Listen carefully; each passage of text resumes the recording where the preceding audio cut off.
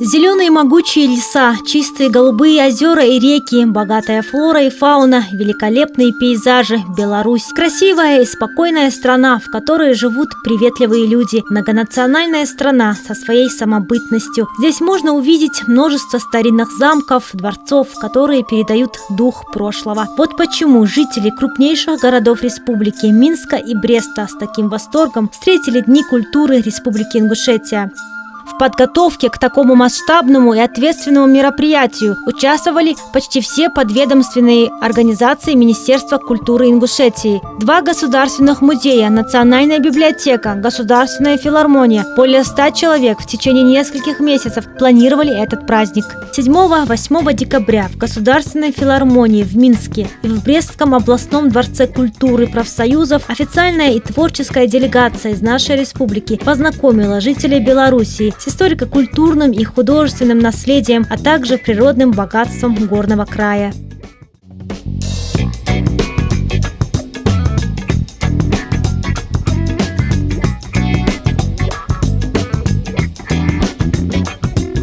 Знакомство со страной началось с деловой встречи в Министерстве культуры Белоруссии в Минске. Пока творческая делегация усердно готовилась к концертной программе, официальная часть делегации обсудила с заместителем министра культуры Республики Белоруссии Дриго Ириной Владимировной вопросы взаимного сотрудничества 2 сторон во всех областях культуры.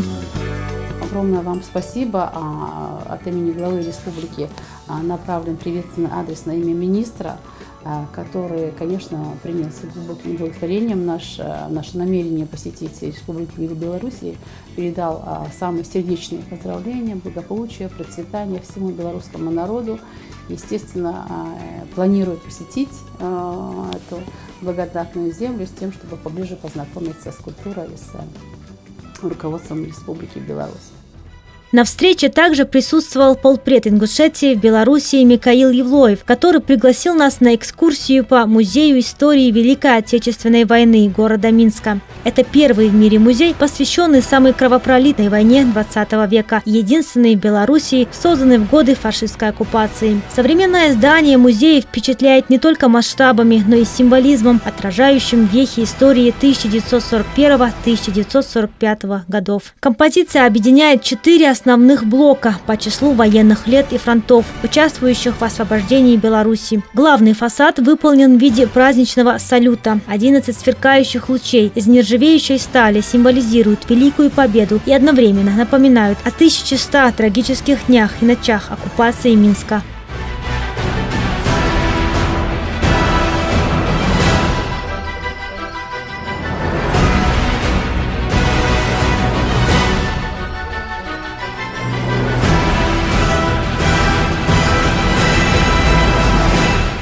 Коллекция музея была основана еще в июне 1942 года, когда никто еще не мог предположить, сколько времени продлится эта кровавая трагедия. Будущие экспонаты прямо с фронта отправляли в специальную созданную республиканскую комиссию по сбору документов и материалов Отечественной войны, которая находилась в эвакуации в Москве. В числе первых ценностей были хроники партизанского движения, печатные и рукописные издания, самодельное оружие. Здесь у нас представлены материалы отступающих армий.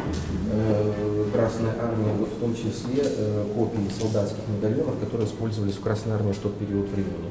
Вот такие вот капсулы пластмассовые, в которые вставлялись вот такие вот бумажки. Их надо было заполнить, как правило, и заполняли химическим карандашом.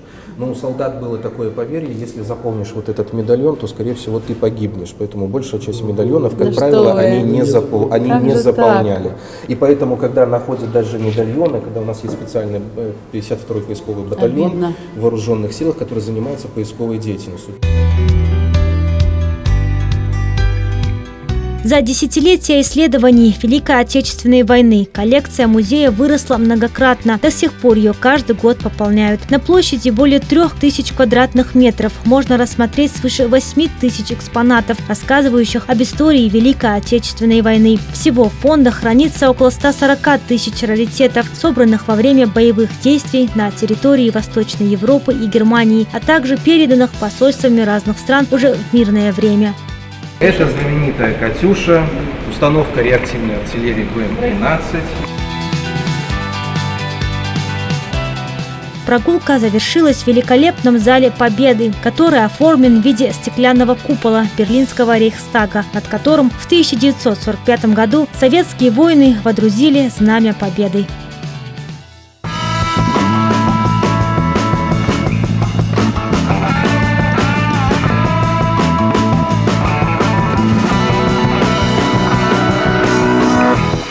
«8 декабря наша делегация прибыла в город-герой Брест. Здесь на деловой встрече руководство города и министр культуры Ингушетии Марит Газдиева обсудили вопросы культурного сотрудничества, а также увековечивания памяти погибших ингушей, участвовавших в обороне Брестской крепости. Этот диалог был начат еще 2 года назад, с момента подписания соглашения об побратимских связях между городами Брест и Малгобек.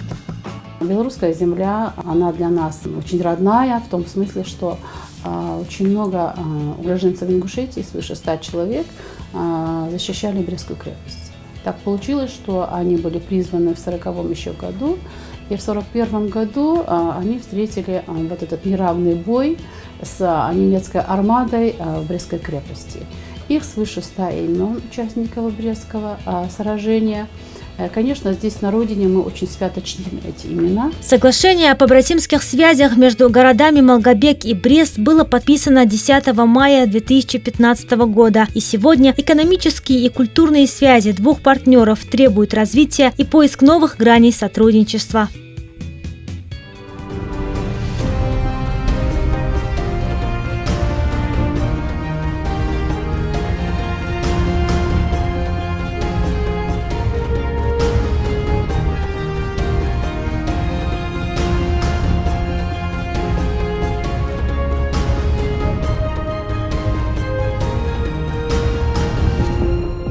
Мемориал «Брестская крепость-герой» – один из крупнейших памятников мужества и отваги советских людей, отстоявших свою свободу в Великую Отечественную войну. Комплекс был открыт 25 сентября 1971 года в едином архитектурно-художественном ансамбле мемориала, увековечившего легендарную боль о героях Брестской крепости, представлены руины старой крепости, места боев, монументальные скульптурные композиции.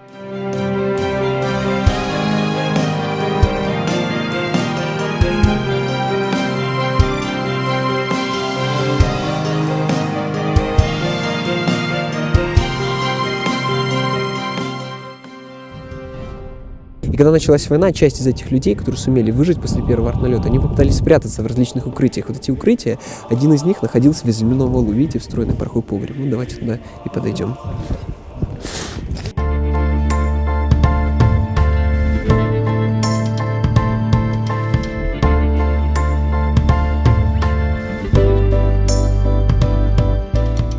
Нашей делегации посчастливилось посетить эту, пожалуй, самую известную достопримечательность Белоруссии. В сопровождении опытного экскурсовода мы в течение получаса осмотрели основные композиции мемориала. И несмотря на моросящий холодный дождь, время пролетело незаметно.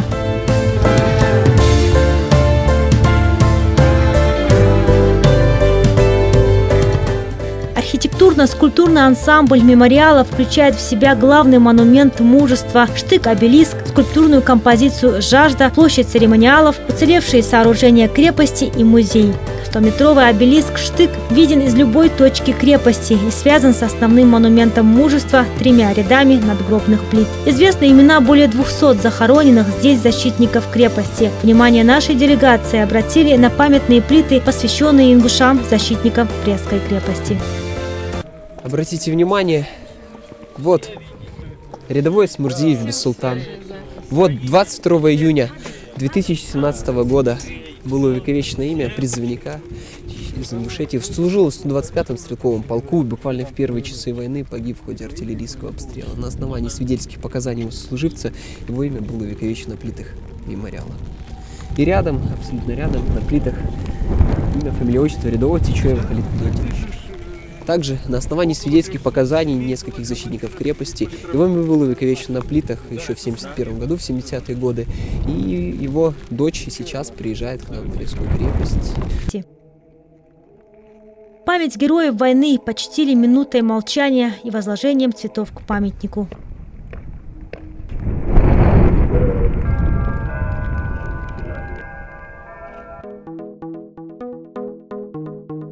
Далее экскурсия продолжилась в музее войны, который расположен здесь же, на территории крепости. Весь Брестский музей войны структурно поделен на 8 разных залов. Первый из них рассказывает о днях, предшествовавших началу сражений. Здесь воссоздана атмосфера старых казарменных комнат. Другой зал Брестского музея войны посвящен истории и судьбе советских солдат и гражданских лиц, которые по той или иной причине оказались в немецких концлагерях.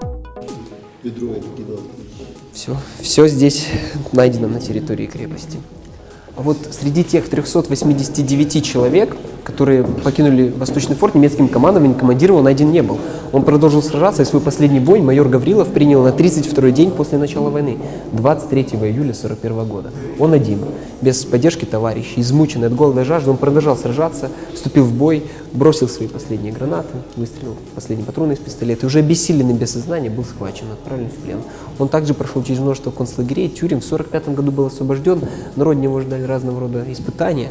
Следующие залы позиционируются как отдельные экспозиции, однако их концепции и наполнение очень и очень похожи. Зал наследия и зал дорога памяти объединяют различные работы художников, режиссеров и скульпторов, так или иначе связанные с историей Брестской крепости.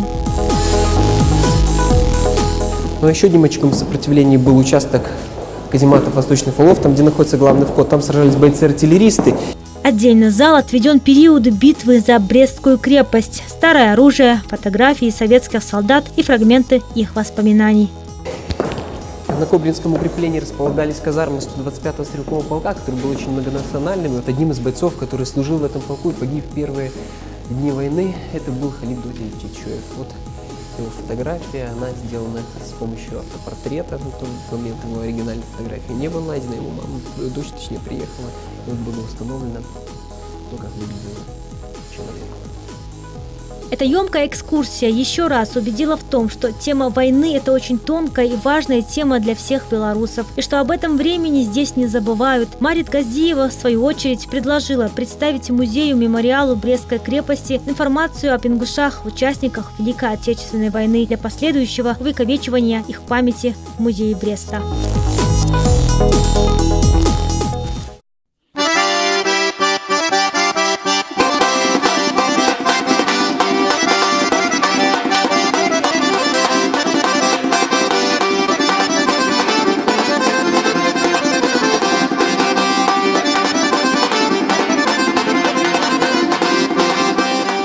Вместить многовековую культуру в рамки одной экспозиции задача не из простых, но Ася Евлоева тщательно подошла к выбору материала из фондов Государственного музея изобразительных искусств, понимая, что от каждой детали здесь зависит первое впечатление у посетителей о культуре и традициях нашего народа. Нам очень хотелось как-то именно в этой такой маленькой, такой емкой экспозиции показать наши корни, наши традиции и отразить их, и какие-то наши исторические вехи в жизни и в истории ингушского народа. Мы подобрали экспозицию из картин, фотопечати на холсте, и она была специально подготовлена для этой выставки, для этой поездки. И мы отобрали прекрасные виды горной Ингушетии, показали работы, в которых содержатся исторические страницы, славные страницы нашего народа, ну и культуру отразили, наши традиционный быт и наших людей прекрасных. Поэтому я думаю, мы то, что хотели, то, что задумано вот в этой небольшой лаконичной экспозиции, я считаю, мы отразили. Национальное декоративно-прикладное искусство имеет непрерывную связь с историческим прошлым народа. Предметы старины, раритетные украшения, детали национального костюма, старинные предметы обихода и, конечно же, куклы в древних ингушских костюмах. Равнодушных посетителей тут не осталось. Ну а эта площадка стала украшением вечера. Государственный музей изобразительных искусств представил уникальную коллекцию женских средневековых нарядов ведущих модельеров Ингушетии Инар Киевых и Мадины Албогачиевой.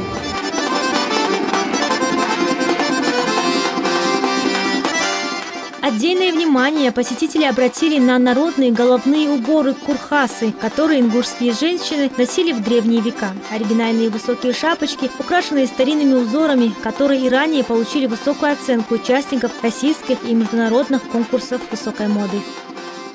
Она дизайнер. Ну, у меня хобби. Куклы, авторские дизайнерские работы. Я потрясающая. Меня друзья пригласили, вот. Я не ожидала вообще. У меня мороз по коже, все, слов нет. Слов Она нет. занимается всем этим, наряды. Нет, она мне это шьет сама интересно, наряды да. на кукол. Да. И поэтому она сейчас была в шоке. У нее мороз аж по коже от этой У красоты. меня стоит кукла, я обязательно повторю И одно из она этих тут столько платьев. переняла.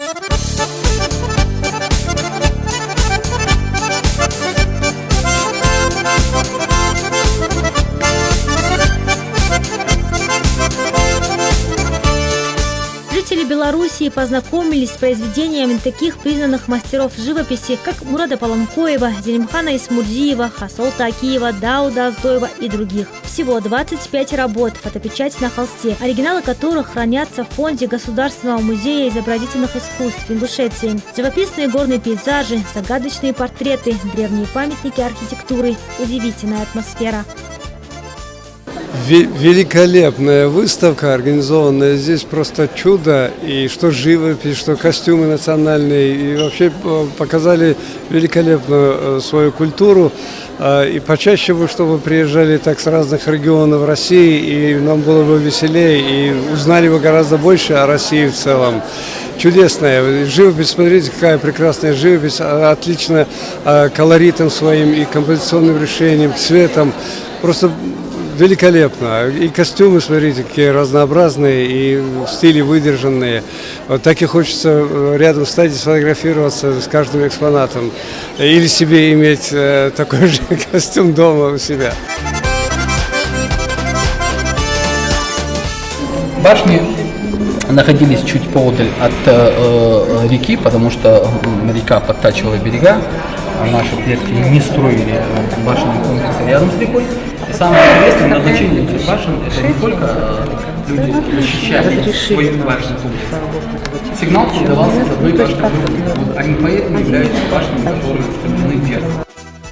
Ну а народный художник Муса Мартазанов успевал не только пообщаться с гостями выставки, рассказать подробно о каждой картине, но и показать мастер-класс в технике пастель. В течение каких-то 10 минут Муса легкими движениями цветными мелками создавал настоящие шедевры. Поэтому площадка мастер-класса была особо оживленной. Готовые работы он дарил посетителям.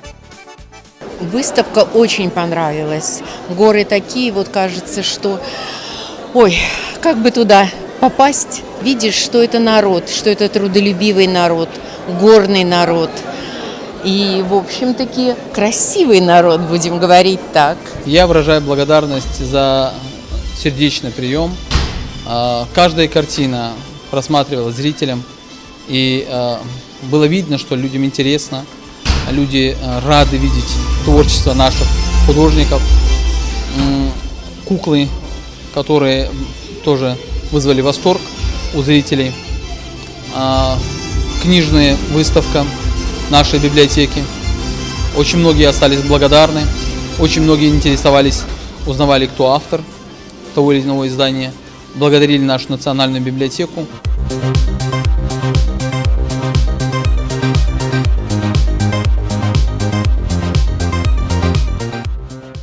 Национальная библиотека имени Джамалдина Яндиева привезла в Белоруссию богатую книжную экспозицию «Ингушетия. От истоков к будущему». Помимо книг были здесь журналы и буклеты, рассказывающие об изменениях, которые произошли в Ингушетии за последние 25 лет. И неудивительно, что боевая летопись заняла здесь отдельное место. Книги, раскрывающие историю нашей республики с древнейших времен. Это и исторические сведения, это и художественная литература, это и сведения об боевая летопись нашего народа, начиная с участия в войнах Российской империи и участие в Первой мировой войне, ну и, конечно же, участие в Великой Отечественной войне, и в частности большой раздел посвящен ингушам-защитникам Брестской крепости. Сюда вошли и новые издания, рассказывающие о богатой истории нашей республики, значимых событиях в жизни ингушей и его выдающихся представителях. Я сам из Дагестана. И я военный летчик, заслуженный военный летчик. Я знаю одного из летчиков Ингушетии, это Сузанбека Асканова. И вот я сегодня увидел эту книгу, и мне ее подарили, когда я видел. Я его знаю, мы встречались в Москве. Он возглавлял Липецкий центр авиационный, я возглавлял авиацию ПВО Республики Беларусь. Вот представители Дагестана и Ингушетии занимали, я считаю, большие ответственные должностные лица. Мы не огорчили своих земляков, не огорчили те народы, которые нас представили, Россию, Беларусь. Это в нашей крови, это в крови народов Кавказа. Я горжусь, что вот я, как представитель Кавказа, побывал сегодня на этом мероприятии, прочел, точнее увидел вот эту книгу, человек, который я знал. И я горжусь нашими взаимоотношениями Беларуси и России. Всю эту подарочную коллекцию книг из 25 краеведческих изданий министр культуры Марит Гостиева передала в дар Национальной библиотеке Беларуси. Мы представляем часть экспозиции Ингушского государственного музея краеведения имени Тугана Хаджимоховича Мальсагова. Мы приехали сюда представить имена защитников Брестской крепости, уроженцев Ингушетии. На данный момент мы проводили огромную работу, а также помогало нам Министерство культуры. Благодаря им и благодаря руководству нашей республики выявлено на сегодняшний день 138 имен уроженцев Ингушетии, которые защищали Брестскую крепость. И здесь можно в нашей экспозиции увидеть этих людей. Рассказы сотрудников музея об ингушах, защитников Бреста, очень заинтересовали собравшихся. Особенно волнительно было узнать о защитниках города, тем, кто пережил первые дни войны у крепости. Первый день войны я встретил маленьким ребенком в Брестской крепости. Мать выносила меня из дома, и рядом взорвалась бомба, меня выхватила из рук матери, подняла вверх и опустила, ну хорошо, не на землю, а в воронку. Я по краю воронки скатился, остался жив. Вот так. Отец мой во время войны тоже был заместителем командира партизанского соединения Слуцкой зоны по разведке и контрразведке. Командиром был Козлов Василий Иванович, а комиссаром Варвашеня Иван Денисович, а он был замом. Десятки черно-белых фотографий наших земляков, защитников крепости, которые вошли в документальную выставку «Герои Бреста. Уроженцы Ингушетии», теперь смогут увидеть и посетители музеев Беларуси. Нам очень приятно, что в Дни культуры Ингушетии в Республике Беларусь нам передаются эти стенды, рассказывающие о защитниках нашей общей земли в годы Великой Отечественной войны. Это, будем говорить, продолжение нашей общей истории. Помнит народ Ингушетии о тех событиях, мы, безусловно, тоже об этом помним. Надо, чтобы память о тех трагических, сложных днях Великой Отечественной осталась в наших сердцах, в нашей памяти. И не только осталась, а чтобы мы, это еще одно свидетельство, мы сможем передать эту память нашим детям, нашим внукам, нашим правнукам. И наша общая история будет продолжаться. Спасибо вам большое.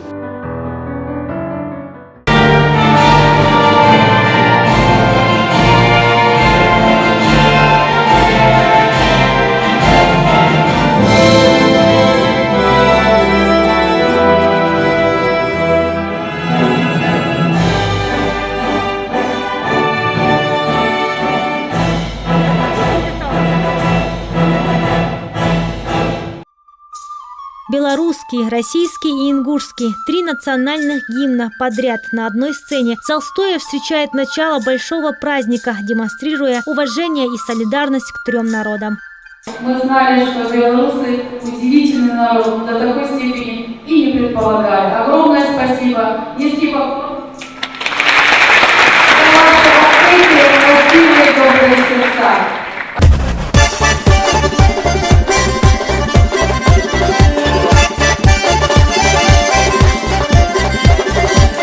С первых нот зажигательной ингушской лезгинки, грациозных движений в танце артистов государственного ансамбля зал замирает, и не привыкшая к таким резким переходам в музыке публика бурно аплодирует после каждой секундной паузы, не дожидаясь завершения выступления.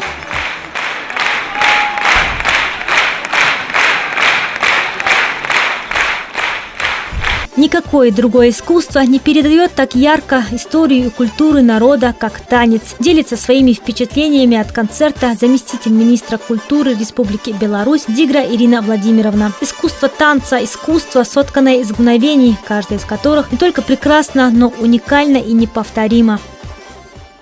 Великолепные костюмы, тонкая пластика, идущая, как видно, из древности.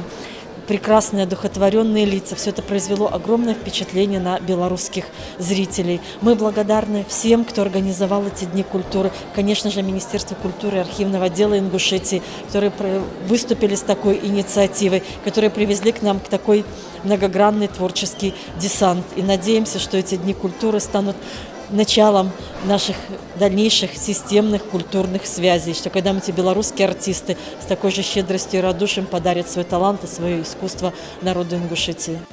Государственный ансамбль народного танца «Ингушетия» показал жителям Белоруссии свои лучшие хореографические номера. «Рассвет в горах», «Ритм Ингушетии», «Ингушский праздничный танец». Подарок нам просто к Новому году. Красота. А костюмы какие вообще. Чудесно. Большое спасибо. Вы нам подарили такой праздник.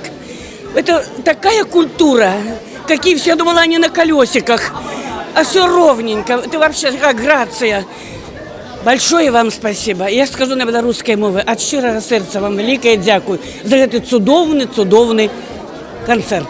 Очень понравилось, очень довольны, очень довольны. Хотелось бы почаще, чтобы были такие концерты. Да, спасибо.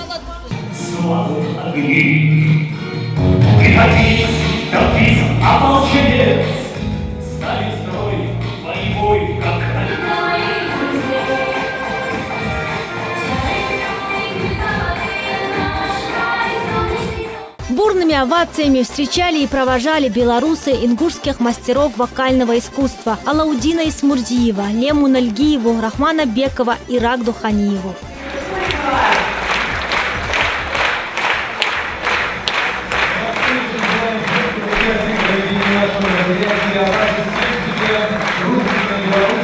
У меня в душе, я не знаю, такое переполняется вот, подъем такой. Я вышла, я не знаю, у меня столько энергии, молодцы. Они столько задора нам дали, что ой, я счастлива просто, что я попала на этот концерт. Этот вечер стал удивительным не только для жителей города, но и для самих артистов. Ритмы зажигательной кавказской музыки разбавили несколько номеров задорного национального белорусского танца.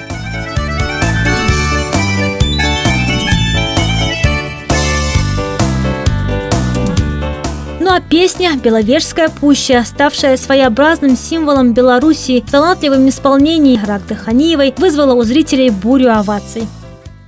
Свет хрустальной зари, свет над миром встающий, непонятна твоя вековая печаль. Беловежская пуща, Беловежская пуща, непонятна твоя вековая печаль. Беловежская пуща, Беловежская пуща.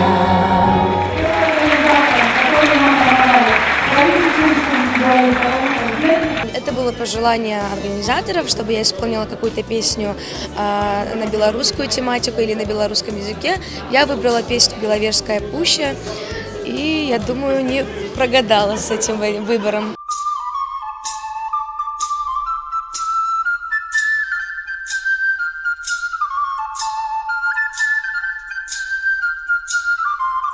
Белоруссия – многонациональная страна. Тут проживают около сотни национальностей. В этот вечер в концертном зале филармонии собрались представители самых разных народов, представители практически всех кавказских диаспор Беларуси. И будет совершенно верно сказать, что всех их связывает большая дружба.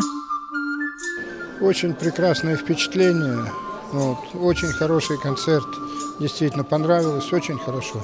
Вот, тем более для меня это очень близко. Я сам родом с Башкирии.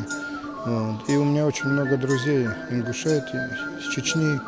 Вот, поэтому с удовольствием просто посетил концерт и остался в восторге. Вы очень порадовали своим приездом, с таким концертом. Я просто посмотрел на выражение лица людей. Вышли, тут же я очень много работаю тренером, с людьми работаю, тем более действующий депутат городского совета уже много лет. Поэтому по мимике, по манере поведения, по взгляду людей можно вычислить, доволен или нет. Люди ушли очень довольны. Поэтому спасибо вам большое. И пусть процветает Республика Ингушетия. Я от всего сердца это желаю. В качестве почетного гостя на концерте присутствовал чрезвычайный и полномочный посол Сирийской Арабской Республики в Беларуси Басам Аль-Маджид, который еще раз подчеркнул значимость проведения таких мероприятий. Это очень важное значение имеет в распространении традиций и чаяний и культуру между народами и воспринимать друг друга. Я вам желаю счастья и мира. Спасибо. Ну а те, кто уже был знаком и заинтересован культурой Ингушетии, не упустили еще одну возможность узнать и увидеть немного больше. Это нет слов, это что-то необыкновенное. Я как будто опять побывал в Ингушетии, я недавно был у вас в гостях. Масса впечатлений, очень теплый был, душевный прием, общение. Я был на кинофестивале там, и вот как будто я опять побывал у вас в гостях. То, что вы привезли и показали сегодня, это высочайшего класса. Просто очень высокий уровень владения мастерством и профессионализмом. Это какое-то чудо, честное слово, рожденное на земле. Поэтому я желаю процветания, успехов, чтобы мы чаще с вами общались, потому что земля ваша богатая, красивая очень, и наша тоже. Так что, я думаю, Беларуси и Ингушетии есть чем делиться в сердцах своих. Я вообще карьерный дипломат, и я со многими достойными ингушами встречался в жизни, понимаете? Их даже трудно упомянуть всех, но скажу, что яркое впечатление на меня произвело именно поведение и гордость за свою маленькую республику, еще раз повторяю, ингушской диаспоры на Дальнем Востоке. Она очень малочисленная была, но очень яркая, такая структурированная и запоминающаяся, понимаете? То есть это говорит о том, что вы, наверное, умеете все-таки представить себя достойно. Сразу после такого великолепного концерта, наверное, даже не хватит слов в русском языке, чтобы сказать свою эмоцию о том чувстве удовлетворения, которое я получила на этом концерте. Мне очень приятно, что такие встречи у нас, я надеюсь, будут иметь продолжение, потому что обмен культурными мероприятиями – это сближение наших людей. Это очень важно и для Ингушетии, и для Бреста. Если для кого-то кавказские мотивы были чем-то новым и интригующим, то у наших земляков, проживающих в Беларуси, все, что происходило на сцене, вызвало теплые воспоминания о родине. У меня в Ингушетии очень много родственников. Моя мама Бокова из Сурхахи. У меня там очень много родственников. Всем своим родственникам, всем землякам, всей Ингушетии я хочу передать салам. Я сам лично хочу выразить огромную благодарность Марет Багаудиновне, ваша энергия ее, то, что она сделала, буквально за месяц организовали в Минске концерт Дни культуры Ингушетии и в Бресте. Большое спасибо нашим артистам, вам всем. Высокую организацию праздника отметило и руководство Белорусской государственной филармонии. За много последних десятилетий не видели такой мощный национальный коллектив Ингушетии, жемчужину Кавказа. Я могу по праву сказать, это жемчужина Кавказа. И сегодня действительно очень большой подарок. Вот сцена Белорусской государственной филармонии видала очень многие коллективы, европейские, восточные, но сегодня это действительно очень большой подарок для минчан и для Белорусской государственной филармонии, что вот в репертуаре Белорусской государственной филармонии состоялся такой великолепный праздничный концерт. Сегодня у нас состоялся праздник, один из ярких концертов, которые мы в этом году здесь на этой сцене могли видеть. Действительно, это как новогодний подарок, рождественский, в преддверии этих замечательных праздников, такой яркий, искрометный. Действительно, большое спасибо еще раз всему ингушскому народу. Всегда вас ждем.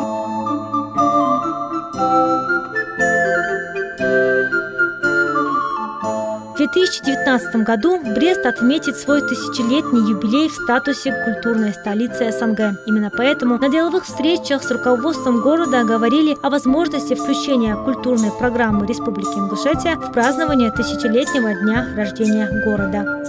Мы покорены, и это говорю не только я, это говорят многочисленные жители. Вы видели города Бреста, которые сегодня заполнили зал и восхищались вашим великолепным выступлением. Мы сегодня соприкоснулись с историей вашей республики, с ее культурой, с ее традициями. Поверьте, что у нас очень много общего и в плане какой-то истории, особенно героической, связанной с Великой Отечественной войной. У нас много есть общего в желании жить в дружбе, во взаимопомощи, в желании творить мир, добро, благополучие для наших народов. Поэтому мы очень вам благодарны за ваш визит, за ваш концерт, за вашу выставку. От жителей города Бреста огромное спасибо. И передавайте пламенный привет ингушскому народу. Мы готовы к сотрудничеству, к обмену культурными мероприятиями, к экономическому сотрудничеству. Мы всегда рядом, мы с вами. Мы обсуждали с министром культуры и архивного отдела дальнейшие перспективы нашего сотрудничества и договорились о том, что мы разработаем соглашение о сотрудничестве, план мероприятий, чтобы такие дни культуры, дни кино, чтобы взаимные гастроли наших коллективов, контакты между музеями, библиотеками, между учреждениями образования в сфере культуры, они развивались на системном основе. Так что нынешний визит – это не просто яркий праздник, но это еще и большой деловой визит, который станет началом и продолжением наших добрых культурных связей. Нас принимают на уровне министерства страны. Вы видели, что вчера в зале были и представители Министерства иностранных дел Беларуси, послы иностранных государств, было руководство Министерства культуры Республики Беларусь. Вот, посольство, естественно, российское, представители посольства российского. Поэтому и мы с вами сделали, я думаю, что очень важное, очень значимое мероприятие организовали. И я очень надеюсь, что вот те впечатления, те эмоции, которые вызваны были нашими артистами, их мастерством, они надолго запомнятся белорусскому зрителю, и это наше посещение будет иметь очень большой резонанс. Плюс к тому, вместе с заместителем министра культуры Республики Беларусь мы на двухсторонней встрече договорились о подписании соответствующего соглашения о сотрудничестве между Республикой Ингушетия и Республикой Беларусь на ближайшую перспективу, в рамках которой уже обозначена тема гастролей с конкретным годом, месяцем их проведения, а также вопросы по взаимному сотрудничеству по библиотечному направлению, музейному направлению, ну и ряду других направлений культуры и искусства. Директор мемориального комплекса «Брестская крепость-герой» в свою очередь пригласил ингушскую делегацию принять участие в 2018 году в ежегодных масштабных мероприятиях 22 июня, посвященных памяти защитников Отечества в годы Великой Отечественной войны. Есть самостоятельная республика Ингушетия, есть самостоятельная республика Беларусь, и подобные дни культуры, встречи народов, важны, я думаю, как народу Ингушетии, так и жителям нашей Беларуси.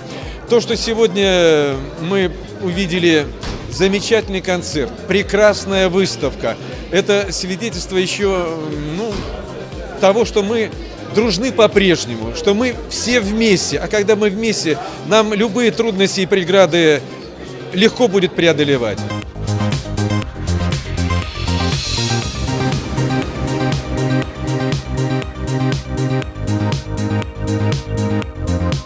Таким образом, Дни культуры Республики Ингушетия в Беларуси выдались очень насыщенными как культурными мероприятиями, так и официальными, и этот визит стал большим шагом на пути к развитию и укреплению культурных связей наших народов.